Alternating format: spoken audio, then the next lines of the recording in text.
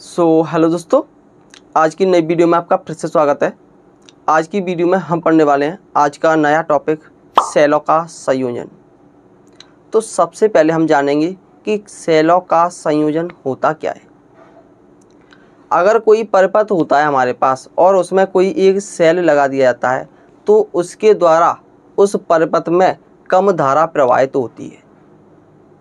अगर हमें धारा का मान बढ़ाना है तो यहाँ पर कुछ सेलों को जोड़ना पड़ता है, जिसे हम सेलों का संयोजन कहते हैं। मतलब दो या दो से अधिक सेलों को जोड़कर एक बैटरी बनाई जाती है। सेलों का संयोजन मुख्यतः तीन प्रकार से किया जाता है।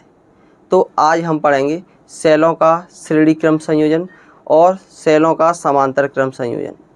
एक और होता है सेलों का मिश्रित क्रम संयोजन। इसमें श्रेणी और समांतर दोनों क्रम होते हैं। क्लियर है? तो सबसे पहले हम पढ़ेंगे सेलों का श्रेणी क्रम संयोजन। इसमें क्या होता है, इसमें सबसे पहले हम यहाँ पर सेल लेंगे। मान के चलेंगे एक सेल हमारा इस प्रकार है, ये सेल का धन टर्मिनल है और ये सेल का ऋण टर्मिनल है। क्लियर है? यहाँ पर एक आंतरिक प्रतिरोध लगा हुआ है। इसके बाद एक और सेल है। क्लियर है? ये दूसरे सेल का धन टर्मिनल है और ये दूसरी सेल का ऋण टर्मिनल है और यहाँ पर भी एक आंतरिक प्रतिरोध लगा हुआ है।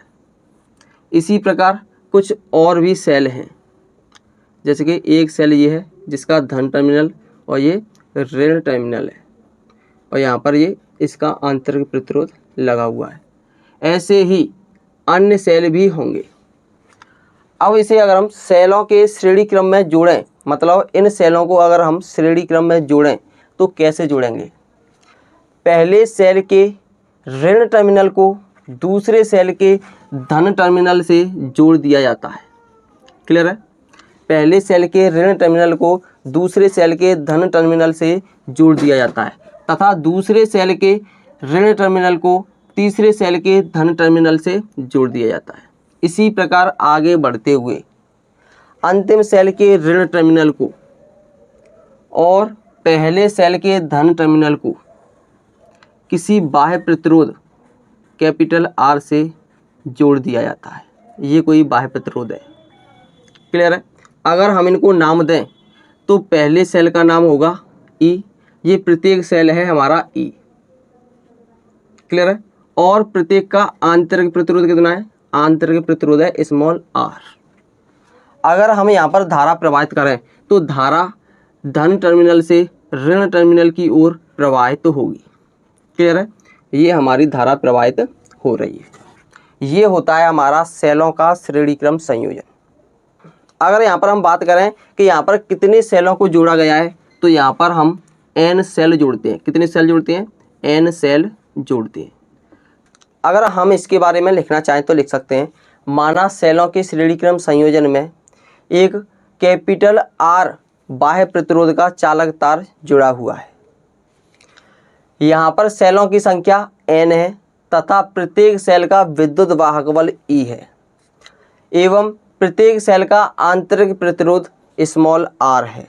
तब यहाँ पर अगर हम कुल सेलों का विद्युत वाहक बल निकालें तो यहाँ पर लिखेंगे सेलों का कुल विद्युत वाहक बल। सेलों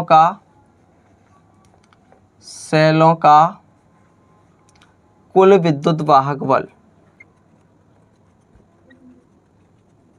सेलों का कुल विद्युत वाहक बल, क्योंकि यहाँ पर n सेल है तो ये हो जाएगा n का मल्टीप्लाई हो जाएगा। कितना हो जाएगा? NE।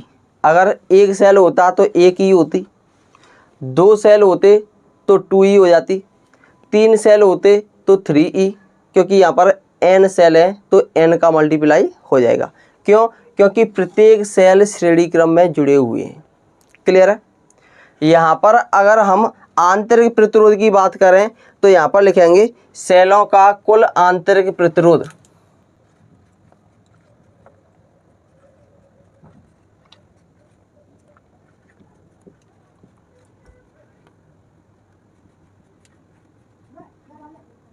यहाँ पर हमने लिख दिया है सेलों का कुल आंतरिक प्रतिरोध।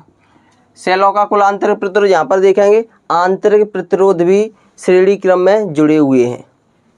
तो यहाँ पर हम लिख सकते हैं NR। क्यों लिखेंगे?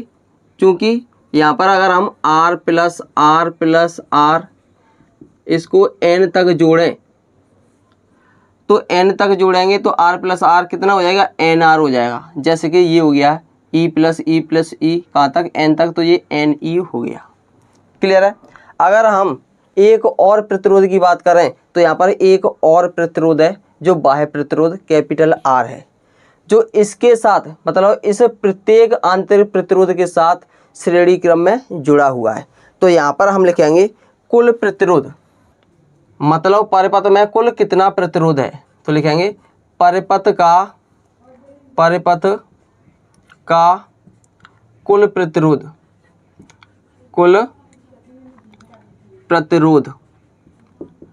कुल प्रतिरोध मतलब यहाँ पर कुल आंतरिक प्रतिरोध प्लस बाह्य प्रतिरोध। कुल आंतरिक प्रतिरोध कितना है? NR, तो लिखेंगे NR प्लस बाह्य प्रतिरोध कैपिटल R। क्लियर है? और अगर हम परिपथ में प्रवाहित कुल विद्युत धारा की बात करें तो ये कितनी बह रही है? I, तो लिखेंगे परिपथ में प्रवाहित कुल विद्युत धारा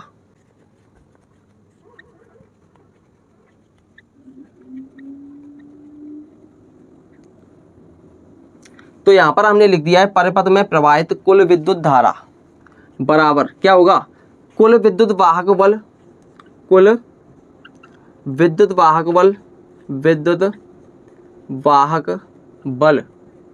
बटे कुल प्रतिरोध।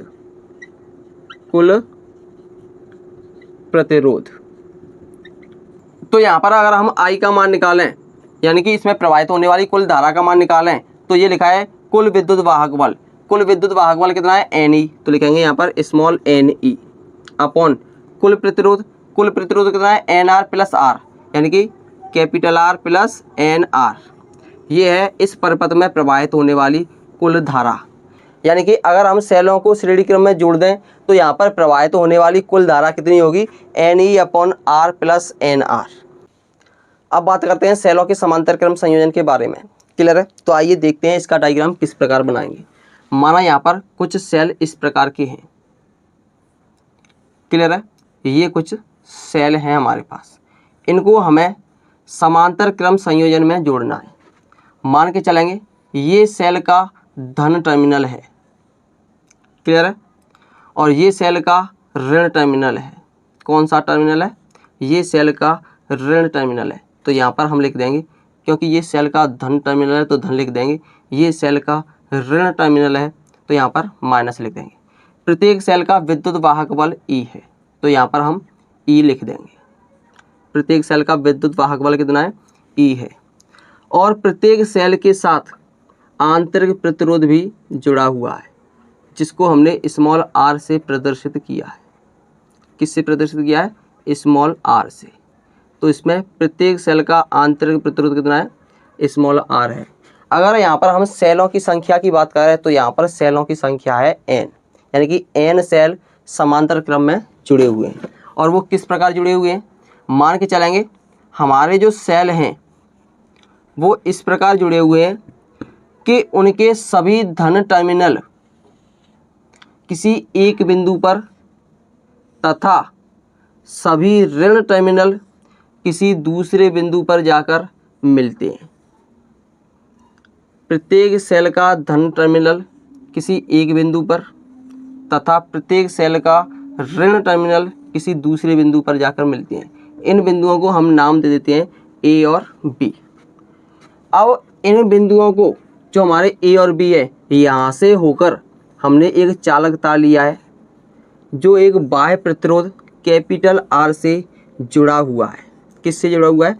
एक बाह्य प्रतिरोध कैपिटल R से जुड़ा हुआ है। इस संयोजन को सेलों का समांतर क्रम संयोजन कहते हैं। यहाँ पर अगर हम धारा की बात करें तो धारा हमेशा धन टर्मिनल से ऋण टर्मिनल की ओर प्रवाहित होगी। ये हमारी धारा प्रवाहित हो रही है धन टर्मिनल से, किधर होगी? ऋण टर्मिनल की ओर होगी। क्लियर है? अगर हम इसके बारे में लिखना चाहें तो लिख सकते हैं।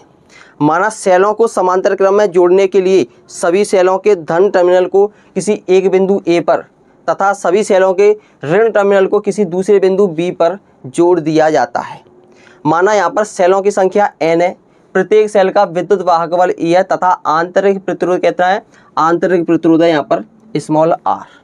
क्लियर है। अब इसमें आगे लिखेंगे सेलों को समांतर क्रम में जोड़ने के पश्चात धन टर्मिनल और ऋण टर्मिनल के बीच एक कैपिटल R प्रतिरोध का एक चालक तार जोड़ दिया गया है। अब चूंकि समांतर क्रम में विभवांतर समान होता है तो प्रत्येक सेल का विद्युत वाहक बल कितना हो जाएगा, E हो जाएगा। तो यहाँ पर लिखेंगे कुल विद्युत वाहक बल, कुल विद्युत वाहक बल, कुल विद्युत वाहक बल कितना हो जाएगा, E हो जाएगा। अगर हम आंतरिक प्रतिरोध की बात करें तो यहाँ पर लिखेंगे कुल आंतरिक प्रतिरोध। क्या लिखेंगे, कुल आंतरिक प्रतिरोध, कुल आंतरिक प्रतिरोध, प्रतिरोध। अब यहाँ पर देखेंगे कि कुल आंतरिक प्रतिरोध सेलों की संख्या कितनी है, L है। क्योंकि यहाँ पर सेलों की संख्या n है तो आंतरिक प्रतिरोधों की संख्या भी n होगी। अब ये समांतर क्रम में जुड़े हुए हैं तो ये हो जाएगा Rn equal to 1/r plus 1/r plus 1/r, कहाँ तक है, n तक है। तो यहाँ पर अगर हम 1/Rn का मान निकालें तो ये हो जाएगा n पदों तक है, कितने हैं, n पदों तक। तो नीचे तो एलसीएम हो जाएगा r और इसे लिखेंगे 1 + 1 + 1 कहाँ तक, n पदों तक, n पदों तक। तो ये हो जाएगा n/r। अगर हम यहाँ पर Rn की वैल्यू निकालें तो ये हो जाएगा R/n। क्लियर है। अगर हम पूरे परिपथ में कुल प्रतिरोध ज्ञात करें तो ये प्लस ये श्रेणी क्रम में जुड़ा हुआ है। तो यहाँ पर लिखेंगे परिपथ में कुल प्रतिरोध, परिपथ में कुल प्रतिरोध। तो ये हो जाएगा, परिपथ में कुल प्रतिरोध निकालेंगे तो ये तो सभी समांतर क्रम में, लेकिन इन सभी के साथ ये श्रेणी क्रम में जुड़ा हुआ है। तो कुल प्रतिरोध हो जाएगा R प्लस जो n जुड़े हुए हैं Rn। तो इसका मान रखेंगे तो ये हो जाएगा R प्लस R/n। अब लिखेंगे हम इस परिपथ में प्रवाहित होने वाली विद्युत धारा। तो लिखेंगे परिपथ में प्रवाहित होने वाली कुल विद्युत धारा,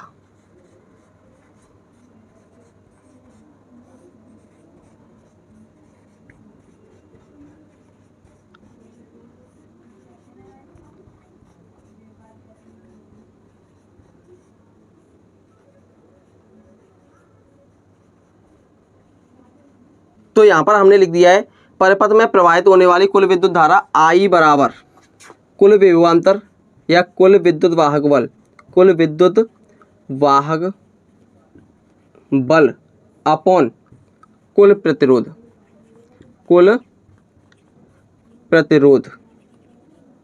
क्लियर है।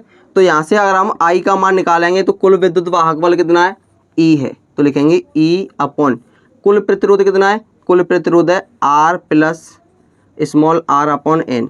अगर हम इसका इसमें मल्टीप्लाई कर दें तो ये हो जाएगा n capital R plus small r, और ये जो n है ये पहुंच जाएगा ऊपर, यानी कि NE। इसका मतलब ये है कि I बराबर हो जाएगा NE/nr प्लस स्मॉल r। अगर हम कुल सेलों को, यानी कि जितने भी सेल हमारे पास दिए गए हैं उनको समांतर क्रम में जोड़ दें तो इसमें प्रवाहित तो होने वाली विद्युत धारा I बराबर होगा NE/nr प्लस स्मॉल r। ये होगा सेलों का समांतर क्रम में जोड़ने पर प्रवाहित होने वाली विद्युत धारा।